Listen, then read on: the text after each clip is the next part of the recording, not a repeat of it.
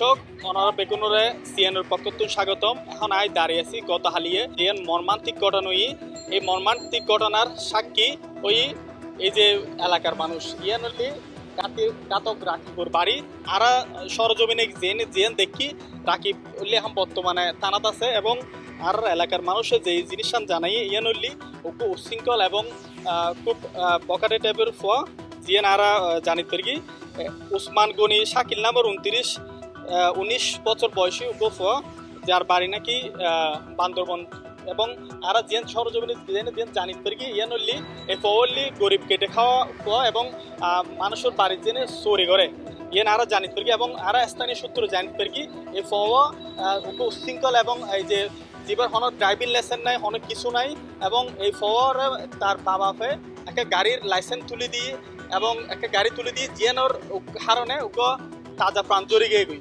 এবং এলাকাবাসী এবং যারা মানুষ আছে তারা যেন দৃষ্টান্ত শাস্তি দাবি করেন এবং আগামী দিনত এই ধরনের যদি বাংলাদেশের এবং সিটাঙত যদি চলতে থাকে তাহলে কিন্তু মানুষ সুবিচারিয়া নপাইব বড় লোকের হাতত মধ্যে জিম্মই থাকব এবং বড় লোকের ফকলে যে উশৃঙ্খলতা করব ইয়ানোর কারণে ছোট যারা আছে গরিব যারা আছে তারা তো জীবন দিয়ম করব ইয়ে আর মানুষ জানাই এবং আর আরেকটা জিনিস জেনে এনলি তামিম হাসান রাকিব নামে ফওয়াজিব আছে এই বলি এসএসসি দ্বিতীয় বর্ষ এবং ফয়বের তখন ড্রাইভিং লাইসেন্স নাই কিছু নাই এবং আর জেন জানিত পারি গাড়ির ইয়ামত ছোট্ট মেট্রো 14-28-56 এবং ফয়বার পাবে নাকি হই এই ফয়বারের টিয়া দিনে তুইয়া লই আইব। সুপ্রিয় দর্শক আই এখন দাঁড়িয়ে আছে এই যে খালি সড়কের জায়গা খালিয়ে এই গোটা নামে এই যে এই রক্ত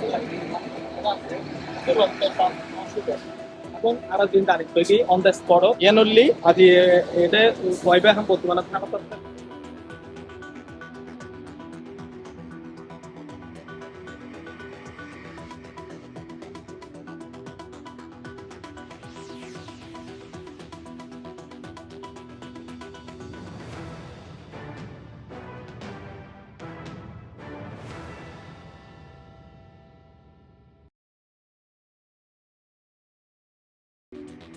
তারপরে ওইখানে ওই পুলিশ আসছে, পুলিশ ওই গাড়ি ওইটা দুটো অ্যাক্সিডেন্ট করছে, এর মারার জন্য গোষ্ঠীর ফলায় নিয়ে ইয়াটিয়া করছে, ওর সাথে মারতে জানা পুলিশে মানে আত্মরক্ষা করছে, এই জন্য পুলিশের নাকি পাথর মারছে, এই জন্য ওকেই গ্রেপ্তার করে নিয়ে গেছে। কালকে এই টাইমে আমি এই গাছের লতা শিখতেছিলাম, ওই ছেলেটা উপরের ট্রেনের নামিয়ে সাইকেল নিয়ে বেদের মেয়ের দোষনা গান গাইতে গেছে, সাইকেল চালিয়ে গেছে। তার 2 মিনিট পরেই ওই কাজের একটা খাইছে ওসমান নাকি মারা গেছে। কি করেন এই মাত্র গেল, কোন দিকে বাইক কেন আমি গেছি, ওদিকে সামনে যায় ঘুরিয়ে গেড়ে আসে পায়নি, পরে আবার গেছে, পরে যায় পাইয়া ওই জ্বরে দুটা রক্ত মাখা রেখে আইসে, ওটা কানাকাটি করছে, বাসার আরো বুয়ারা গেছে। বাকি ছেলে একটা ওই লাশ নিয়ে লাশের সাথে গেছে ওই গ্রামের বাড়িতে, একটা থানা আর একটা তো মারা গেল, ওই 3টা।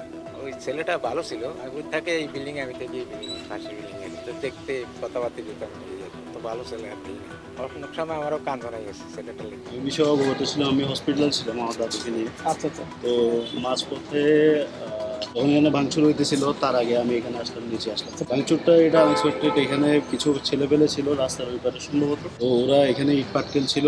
যখন আপনারা আসামি ভিতরে ছিল, আসামিকে পুলিশ জনগণ থেকে সেফ দেওয়ার জন্য এখানে আমাদের এখান থেকে পুলিশ মেইন রোড থেকে আনছিল।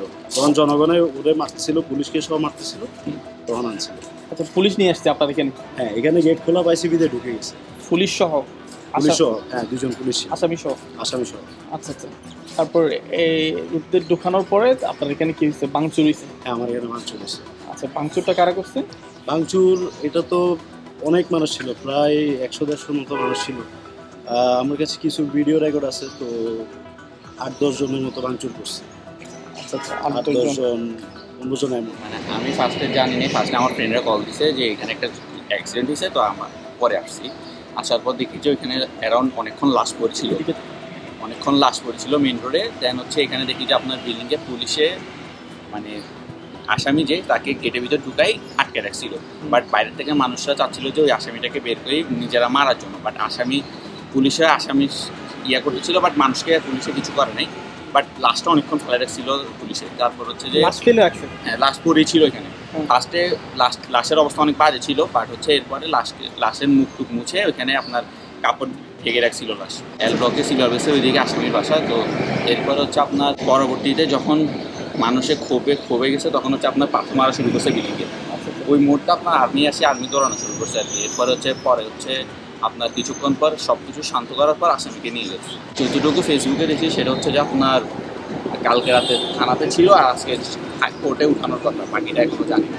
আবার এমনি আসামির বাবা বলছে যে যত টাকাই লাগুক ছেলেকে তুলে এনে বিদেশে পাঠিয়ে দেবে। বাবা সম্পর্কে যতটুকু জানছে ফ্যামিলিগত পাওয়ারও আছে আর টাকা পয়সাও আছে, শিখও আছে যতটুকু শুনছি, ট্রান্সপোর্টের বিজনেস। আমাদেরও কোন সময় জানি না যে আমাদেরও এরকম হতে পারে, কারণ রাস্তাঘাটে চলাচল করি কখন কী হয়ে যায় জানি না। আর এই ছেলের নাকি আগেও ব্যাকগ্রাউন্ড খারাপ ছিল, যে ও কলকা চিনজি করছে আপনার করছে চিনজি মার দিয়েছিল, ওর আরও অনেকবার সমস্যা ছিল, আরও অনেক রাফ টাইপ করে। ভাইয়া কেমন আছেন?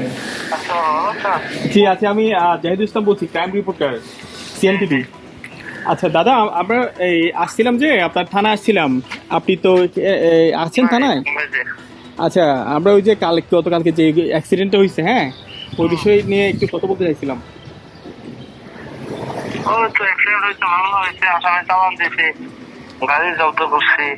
আচ্ছা আচ্ছা, আসামি কয়জন করছেন? আচ্ছা, আমরা যতটুকু পাইছি, এই ছেলেটা তো ব্যাপার, এর আগে অনেকবার অ্যাক্সিডেন্ট করছে এবং বিভিন্ন ধরনের করছে, হ্যাঁ। আর এই ছেলের বয়স অনুযায়ী তোর বাবা মা ফ্যামিলিগত যারা আছে ওরা তো আসামি হওয়ার কথা।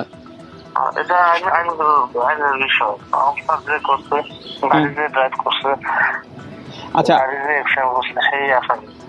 আচ্ছা, আমরা এখন ওকে কি কোর্টে চালান দিছে না? আচ্ছা দাদা, আমরা এই একটা জিনিস সেখানে আমরা পাইছি, সেটা হচ্ছে আপনার পুলিশ ওরে কি করছে, ওই লাশটা ফেলে দিয়ে ওই ছেলেটাকে মানে এক জায়গায় সেফটির জন্য যতটুকু করছে, তো এটা একটু অমানবিক হলো না? এই যে আসামিকে সর্বোচ্চ সেভ করছে পুলিশে। না না, এটা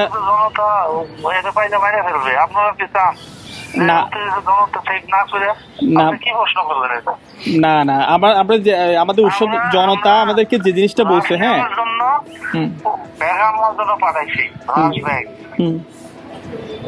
টিম একটা আসছে, রাস্তা থেকে সবাই একটা পাশে রাখলাম রাস্তা, ওখানে আমার পুলিশ ছিল, হাজার হাজার মানুষ এসে মাইরে ফেলানোর চিন্তা ভাবনা করতেছে, সেট করবো না আমরা? পুলিশ আছে কি জন্য? আমরা মারছে, এর অর্থ কি আইন চিন্তা নিবো সবাই যার যার মতো? আইন আছে না, ফুট কাছারি আছে না, তাহলে তো ফুট কাছারির দরকার নেই। না, ওটা ঠিক আছে, কিন্তু ওখানে মানে যারা ইয়াতে আমরা যে ইন্টারভিউ গুলো নিছি, হ্যাঁ, ওরা বলছে যে পুলিশে ওনাকে আদর করে, মানে এমন ভাবে যে করছে, লাশটা যে পড়ে গেছে বা লাশটার কোনো সিম্পিতি না, ওটা ভাবে ফেলে রাখছে কুকুরের মতো। হ্যাঁ, কথা বললেন আদর করে, কি আদর করে? এই ঘটনা হওয়ার পর মূলত দেখছিলাম যে পুলিশ যেখানে লাশটাকে তুলবে ওখানে লাশটাকে না তুলে প্রায় 45 মিনিট, আমরা পুরোটা এখানে ছিলাম, 45 মিনিট লাশটাকে ফেলে পুলিশ এখানে তানিম, ছেলেটার নাম তানিম, ওকে এখানে গার্ড দিচ্ছিল যাতে ওকে কেউ না মারে। কিন্তু পুলিশরা ছিল যে এখানে মিনিমাম 6 জন পুলিশ ছিল, অন্তত 2 জন পুলিশ এখানে থাকতো, মানুষকে, তারপর পুলিশরা ওর লাশটাকে কোথাও নিয়ে যেতে পারতো, হসপিটাল নিতে পারতো, কিন্তু না, রাস্তা যেরকম আছে ওরকম ছিল, ওখানে একটা পুলিশও ছিল না, ওখানে সব মানুষরা ঘিরে রাখছিল। এবং এই তানিমের ব্যাপারে আরও অনেক ব্যাড রেকর্ড আছে, ও আগে থেকে প্রায় 3-4 বার এরকম মানুষ মারছে, কেস খাইছে, কিন্তু কখনো এরকম মানুষ মেরে ফেলে নেয়, যার কারণে ওর পক্ষে এরকম কখনো আইনা আনা হয়নি। তো আজকে ওকে যাতে নিয়ে যাওয়ার কথা, আদালতে তোলার কথা, কিন্তু যতটুকু শোনা গেছে ওর বাবা বলে ওকে কোনোরকম টাকা দিয়ে ছাড়া নেবে এবং বিদেশে পাঠিয়ে দিবে। ও একটা স্পোর্ট দিয়ে ওকে প্রায় 4-5 মিটার ওকে তুলে নিয়ে গেছে গাড়ি দিয়ে, এত স্পিডে ছিল। ওর বন্ধু এখান থেকে টাকা ছিল, ওর বন্ধুর সঙ্গে মোটামুটি ভালো পরিচয় আছে। ও বলতেছে তানিম বলে প্রায় 120-এর উপর চালাচ্ছে, তানিম প্রায় 120-এর উপর চালাচ্ছিল, 120-এর উপর চালায় সাইকেলটাকে এমন জোরে মারছে, ছেলেটা জায়গাতে স্পোর্ট। বড় লোকের ছেলে, বড় ছেলে করতেছে, বাপের এক ছুটে নিচ্ছে বললো, সবাই বলতেছে তারিখ ছেলেটা নাকি এটা অনেক ব্যাকগ্রাউন্ড ছিল, খারাপ ছিল। পাশাপাশি আপনার এই যে যেটা হলো গতকালকে, তাই যেভাবে বলবো দেখলাম আপনার পুলিশের যে কাজটা হয়েছে, আপনার ছয়টা পুলিশ ওখানেই তাকে প্রোটেক্ট করার জন্য ছিল, এখানে যে লাশটা পড়েছিল সেখানে কেউ ছিল না। এটা খুব সুবিধা একটা কাজ আমাদের প্রশাসনের দিক থেকে। পাশাপাশি ছেলেটা যেটা করছে বিচার চাই, সেটা সবাই আমরা করে বিচার চাই।